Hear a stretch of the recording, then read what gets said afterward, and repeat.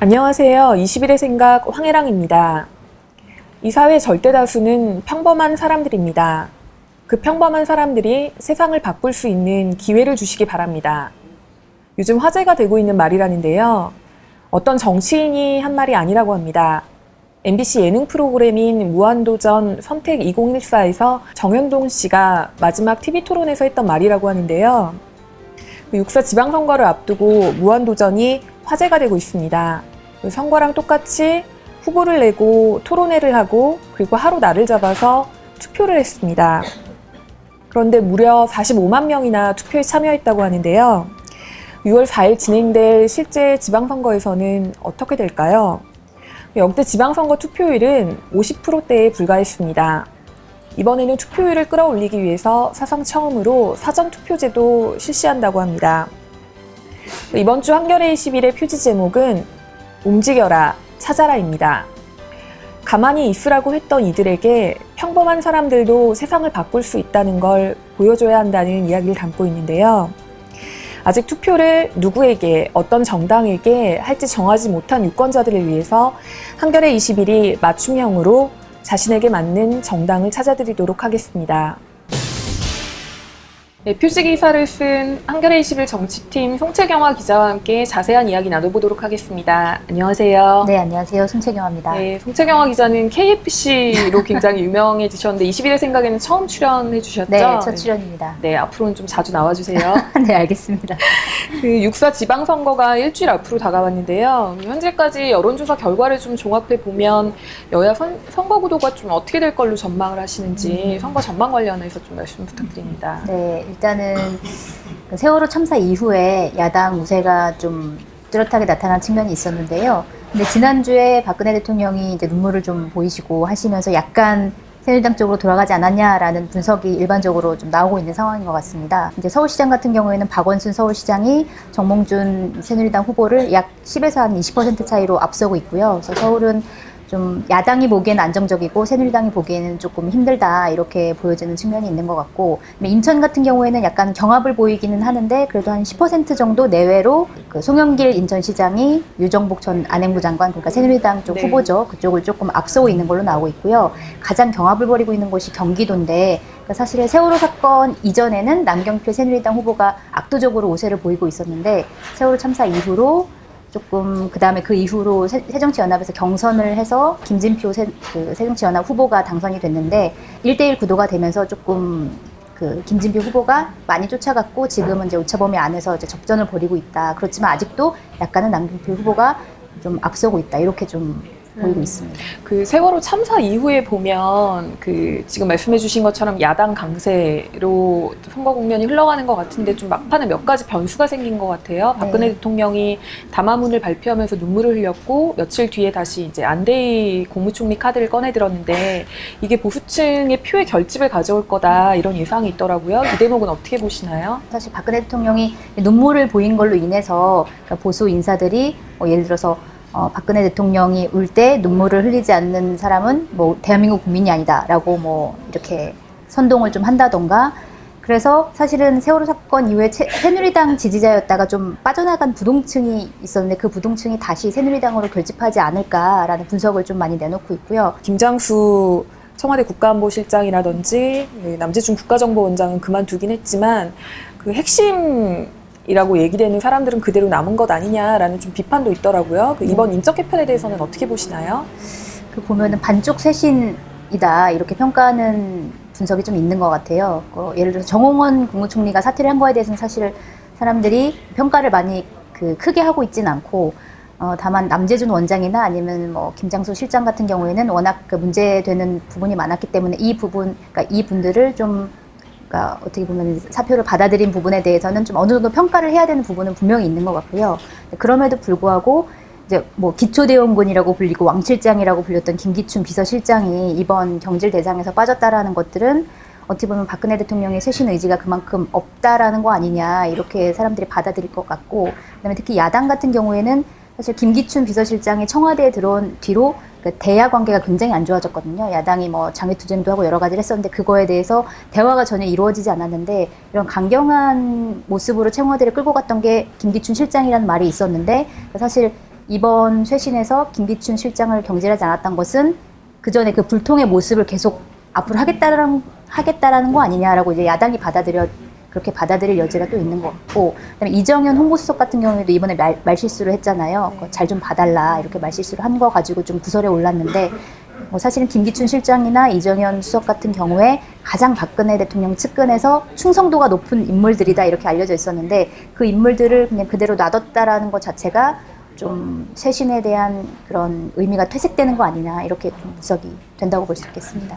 이번 후 기사에도 내용이 실리긴 했는데 세월호 관련해서 구원파들이 이제 금수원에 걸었던 현수막의 내용이 김기춘 실장 갈 때까지 가보자. 네, 맞습니다. 그게 어떻게 보면 지금 정부의 가장 권력의 핵심이 무엇인지를 구원파가 정확하게 표현했다라는 얘기도 있긴 하더라고요. 네. 그런 얘기가 계속 나오는 것 같고요. 다시 선거 얘기로 좀 돌아가 보면 아까 맨 처음에도 말씀해 주셨지만 아직까지 마음을 정하지 못하고 있는 유권자들이 꽤 많은 것 같아요. 한 몇 퍼센트 정도 무당파라고 보이나요? 그 여론조사 수치별로 좀 다르긴 한데, 많게는, 그러니까 적게는 한 20%대에서 많게는 30%대, 40%대까지 무당파층이 이렇게 나오고 있는데, 무당파층이 사실은 이번 선거에서 굉장히 큰 변수가 되겠죠. 그 관련해서 한겨레 21이 이번에 이런 무당파층, 아직까지 어떤 정당을 지지할지를 선택하지 못한 유권자들을 위해서 기획기사를 하나 내놨는데, 그 제목이 나의 정당 찾기라는 네. 기획기사예요. 네. 그 보니까 설문조사 내용도 굉장히 재밌던데, 네. 어떤 과정을 통해서 이 기획물이 나오게 됐고 어떤 고민으로 이 기획기사를 내놓으셨는지 좀 설명 부탁드립니다. 네, 일단은 무당파층이 이번에 굉장히 많다라는 거에 주목을 했는데요. 근데 사실 무당파층이라고 하면 원래 일반적인 의미는 정치에 관심 없고 사회에 관심 없고 지지하는 정당 없고, 그렇기 때문에 나는 투표하지 않겠다라고 생각하는 사람들이 대부분 이제 무당파층인데, 사실 이번에는 약간 다른 모습을 보이더라고요. 그러니까 나는 무당파긴 하지만 이번 세월호 참사로 인해서 안 되겠다, 움직여야 되겠다라고 생각하는 무당파층이 되게 많이 늘어났는데, 그럼에도 불구하고 내가 어떤 당을 지지해야 되는지 잘 모르는 거죠. 그러니까 새누리당이 어떤지, 새정치민주연합이 어떤 가치를 갖고 있고 나머지 정당들이 어떤 이념과 가치를 추구하는지를 잘 모르기 때문에 당을 지지할 수가 없고, 그렇기 때문에 막 혼란스러운 이런 분들이 많이 있는 것 같아서, 그런 분들을 위해서 그러면 나의 가치와 정당의 가치를 비교해서 어떤 정당에 내가 어울리는지, 어떤 정당이 나에게 어울리는지를 좀 찾아주자, 이런 차원에서 기획을 준비를 했고요. 그다음에 이제 제가 전문가는 아니기 때문에 그 시민사회단체인 정치발전소의 도움을 받아서 문항을 추려내고 좀 기획을 준비를 같이 했습니다. 내용을 보니까 정강 정책을 주로 분석을 해서 한 네. 30개 항목 정도를 뽑아내신 것 같던데, 네. 그 30개 항목에 이제 맞는지 안 맞는지를 따져서 동그라미 세모표 해서 네, 내가 X표 이렇게 해서 내가 새누리당의 성향인지 새정치민주연합의 성향인지 6개 정당 정도로 분류하셨더라고요. 네, 새누리당이 있고 네. 새정치민주연합, 그다음에 통합진보당, 정의당, 녹색당, 노동당 이렇게 네. 6개 정당을 추렸고, 분야를 5가지로 나눴어요. 예를 들어서 정치, 그다음에 정치사회, 그다음에 경제, 그다음에 외교, 국방, 그다음에 환경, 그다음에 복지, 이렇게 5개 분야로 나눠서 각 당에서 6개 당에서, 예를 들면 경제라고 하면 경제에 대해서 어떤 가치를 갖고 있는지 6개를 쭉 추렸고, 물론 당 이름은 쓰지 않고 그냥 그 문구만 넣어가지고 이게 무슨 당인지 모르고 내가 그걸 체크할 수 있게끔 만들었고요. 그래서 경제 분야를 예를 들어보면 어떤 당 같은 경우에는 시장 경제, 그 다음에 경제 활성화를 중시한다 이렇게 돼 있고, 그 다음에 어떤 당 같은 경우에는 시장 경제, 그 다음에 우리가 너무 시장 경제에 매몰되어 있는 것을 좀 바꿔야 된다, 이렇게 이제 가치가 써 있는 당이 있는데, 당이 차이가 나잖아요. 그럼 내가 어느 가치를 갖고 있는지에 대해서 체크를 하면 그게 나중에 어떤 당에 포함되는지를 좀 알 수 있게끔 그렇게 설계를 했습니다. 독자들이 직접 해보면 일종의 심리검사하는 것 같은 느낌이 네. 들을 수도 있을 것 같은데, 제가 읽으면서 좀 재밌었던 건 아무래도 새누리당이랑 일반적으로 생각하기에는 노동당이랑 차이는 오히려 찾기 쉽다. 근데 반면에 노동당이랑 녹색당의 구별점은 어디서 찾아야 되는가, 독자들이 좀 이런 부분이 가장 궁금할 것 같은데, 네. 그 부분은 어떻게 드러나던가요? 네, 맞아요. 보면은 그 정당별로 크게 스펙트럼을 보자면, 새누리당은 보수, 그 다음에 새정치민주연합은 중도 진보, 그 다음에 나머지 당은 진보 쪽으로 볼 수 있는데, 사실 보수와 진보 쪽 정당은 구별하기가 쉬워요, 말씀하신 대로. 근데 진보 쪽 정당들은 사실은 가치가 예를 들어서 시장 경제를 극복해야 되고, 그 다음에 핵 발전소를 폐기해야 되고, 그 다음에 보편적인 복지를 실시해야 되고, 이런 면에서 다 똑같거든요. 근데 그럼에도 불구하고 세세한 차이를 보면 어떤 당 같은 경우에는 국가보안법을 폐지해야 되고 네. 어떤 당은 뭐 큰 틀에서 사회주의를 지향하고 뭐 어떤 당은 과도한 육식 문화를 또 없애야 되고 이렇게 조금 차이가 나는 부분이 있어요. 그런 것들을 좀 중점적으로 구별할 수 있도록 만들었습니다. 지금 말씀해 주신 것처럼 진보 정당들 사이에 좀 차이가 구별이 명확하지 않다. 이 부분은 이해가 되는데 또 의외였던 점 중에 하나가 새누리당이랑 새정치민주연합이랑 둘 사이의 구분이 의외로 모호하다. 이렇게 기사에 써 있더라고요. 네, 맞아요. 저도 그게 참 재밌는 부분이었는데 사실 두 당이 매일같이 이렇게 갈등을 일으키고 하는데 정강 정책만 분석을 하자면 차이점이 그다지 없는 부분이 굉장히 많았어요. 예를 들어서 경제 같은 부분에는 새누리당은 공정한 시장 경제를 지향한다 이렇게 돼 있는데 새정치민주연합 같은 경우에는 민주적인 시장 경제를 지향한다 이렇게 돼 있는 거예요. 그럼 공정함과 민주적 차이에서 도대체 차이가 뭘까라는 부분에 대해서 굉장히 두루뭉술이한 그러니까 사실 좋은 것만 갖다가 이렇게 뽑아놓은 것 같은 약간 그런 부분이 있었는데 그러니까 이게 좀 문제인 것 같아요. 왜냐면은 그 뭐 학자랑 통화를 하고 그러면서 이제 이게 왜 이렇게 이런 현상이 발생할까라고 물어봤을 때 이제 뭐라고 얘기를 하냐면 거대 정당들 같은 경우에는 자기네 지지자들을 포괄하는 그 범위가 넓을수록 유리하기 때문에 그러니까 많은 범위를 포괄해야 되기 때문에 그렇게 좀 약간 확실히 구분할 수 없는 단어들을 좀 쓰는 게 아니냐라는 얘기들이 있었고 그렇기 때문에 정강 정책을 비교하기가 쉽지는 않았던 것 같습니다. 그 기사 내용 중에 보면 또 인상적이었던 대목 중에 하나가 그 정당을 이렇게 앞에다 놓고 고른다는 행위 자체가 어떻게 보면 지금 우리 사회에 민주주의가 퇴행하고 있다, 민주주의가 나빠지고 있다라는 증거라는 얘기 대목이 나오던데요. 왜 이렇게까지 지금 말씀하신 것 같은 정당 정치에 대한 불신이 좀 심해진 걸까요? 뭐 사실은 그러니까 사람들이 정당을 골라야 되는 그 상황 자체가 성숙한 민주주의가 아니다라는 얘기는 그러니까 사실 사람들이 정당한테 다가가기 전에 이미 정당이 사람들 속에 깊이 이제 파고들어서 사람들이 그것들을 충분히 인식할 수 있어야지 그게 성숙한 민주주의라고 얘기가 되는데 사실 우리나라 같은 경우에는 그런 상황이 아니죠. 그렇게 된 거는 이제 1차적으로는 좀 야당 책임이 큰 것 같아요. 그러니까 지금 보수 정당이 새누리당 같은 경우에는 결집도가 굉장히 높거든요. 그리고 자기의 가치를 굉장히 확실히 잘 알고 있는 사람이 많아요. 근데 야당, 그러니까 진보 쪽 같은 경우에는 잘 그게 이제 특정되지 않는 부분이 굉장히 많거든요. 사실 새정치민주연합 같은 경우에도 이제 그거를 정강 정책에도 특정되지 않은 부분이 있는 거고, 그다음에 그러면서 또 사실은 자신들을 지지하는 지지자들, 뭐 예를 들어서 뭐 소외계층이라든지 아니면은 뭐 노동계층이라든지 여러 가지 계층을 제대로 대변을 해왔느냐라는 부분에 대해서도 사실 제대로 대변하지 못했고, 자기네들의 어떤 정치적인 이익을 위해서만 움직이는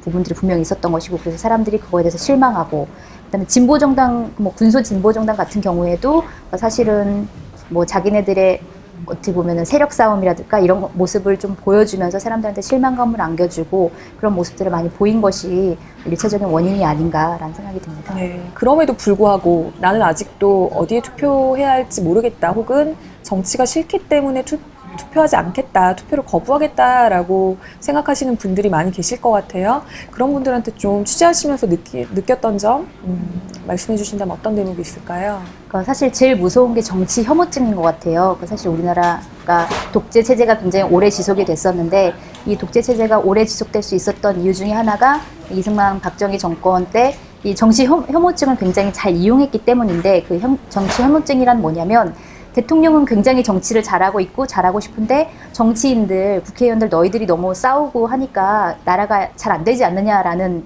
하나의 논리예요. 근데 사실 그 논리가 굉장히 무서운 논리인데, 그러니까 그러면서 사람들이 정치에 이제 발을 두지 않게 되고 멀어지게 되면서 세상이 변할 수가 없게 되는 거죠. 그러니까 사실은 정당이라는 게 민주주의에서 가장 핵심인데, 뭐 사람들이 이번 세월호 참사를 겪으면서 뭐 인터넷 카페에 가입해서 운동을 하고, 그다음에 시민사회단체에서 운동을 하고, 물론 그런 것도 중요한 사회운동이긴 하지만 궁극적으로 내가 정책을 바꾸고 어떤 법을 만들기 위해서는 정당이 필요하잖아요. 국회의원이 그거를 만드는 입법권을 갖고 있기 때문에 정당이 중요한데, 그 정당의 중요성을 사람들이 정치 혐오증으로 인해서 잘 모르게 된다는 부분이 굉장히 무서운 것 같고, 그렇기 때문에 사람들한테 이런 부분에 대해서 정당 혐오증을 좀 극복해주고, 조금 마음에 드는 정당이 없다고 하더라도 내 성향이 어떤 거라든지 내가 추구하는 가치가 어떤 건지 이 기획을 통해서 조금 알게 됐다면, 미래에 어떤 이런 나의 가치와 맞는 정당이 나왔을 경우에 그 정당을 지지해야겠다라고 하는 어떤 희망적인 메시지라도 좀 가슴에 담아두는 게 좋지 않겠나. 그리고 가장 가깝게는 육사 지방선거에서 가장 최소한의 정치 행위가 투표잖아요. 투표를 해서 자기가 생각하는 바를 좀 표출해줬으면 좋겠다라는 그런 생각을 하게 됐습니다. 네, 이번 기획기사 보고 새롭게 투표해야 되겠다라고 느끼는 유권자들이 좀 많이 생겼으면 좋겠고요. 2주 남았는데 2주 후에 그러면 이제 투표 결과 그리고 선거 결과 가지고 송채경화 기자 다시 모시고 자세한 얘기 들어보도록 하겠습니다. 네, 고맙습니다. 알겠습니다. 네, 감사합니다. 여기 또 하나의 억울한 죽음이 있습니다. 삼성전자 서비스 로고가 찍힌 조끼를 입고 삼성전자 제품을 고쳐주던 수리기사들이 사실은 삼성이 아니라 삼성전자 서비스의 협력업체에서 일하던 비정규직 노동자들이었습니다. 정해진 월급도 없이 건당 수수료를 받으면서 열악한 노동 환경에서 인류기업 삼성을 위해 일하던 이들이 노조를 만들어 지금 삼성을 향해 가족이라는 것을 인정해달라고 싸우고 있습니다. 이들 중 한 명인 염호석 씨가 지난 5월 17일 노조의 승리를 바라는 유서를 쓰고 스스로 목숨을 끊었습니다. 그런데 그의 죽음을 둘러싸고 유족과 경찰이 007 작전을 방불케 하는 주검 탈취 작전을 펼쳤습니다. 세월호 참사만큼이나 이해할 수 없는 상황입니다. 세월호처럼 누군가 이 죽음의 배후를 숨기고 싶어 하는 건 아닐까요? 21의 생각, 오늘은 여기까지입니다. 지금까지 진행의 황혜랑이었습니다.